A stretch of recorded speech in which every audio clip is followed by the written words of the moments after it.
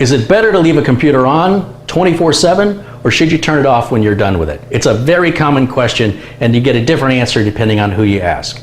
Well, I'm going to tell you, as a real professional working technician with more than 27 years of experience in the industry, an author from McGraw-Hill, an educator in the school system, as well as a radio show host of a nationwide radio talk show on technology, consider the source.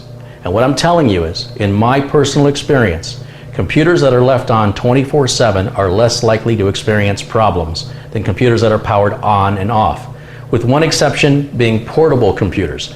The airflow in portable computers is not ideal and they should never be left on 24/7. But a desktop standard computer, if you leave it on 24/7, you will, in my experience, rarely have a hardware problem with it. Now, you can't guarantee that there's some way to avoid all problems all the time, but you can put the statistics in your favor. And for an example, there's a light bulb that's more than 100 years old. It's been burning every single day.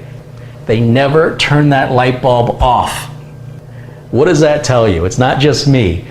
Electricity cost is very minimal. Don't put your computer to sleep and don't put it in hibernate. You're effectively turning it off.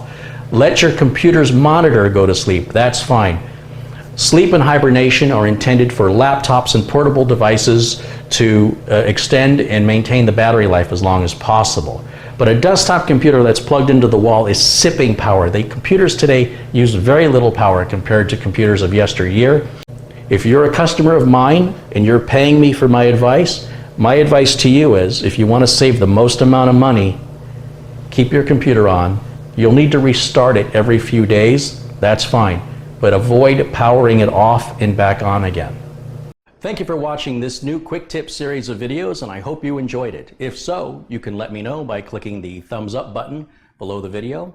And if you want to be alerted anytime new content is posted to my channel, be sure and click the subscribe button. After that, you'll see a little bell icon appear.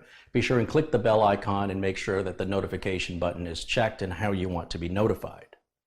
That's going to wrap it up for this video. I'll see you all again very, very soon. Until then, bye for now.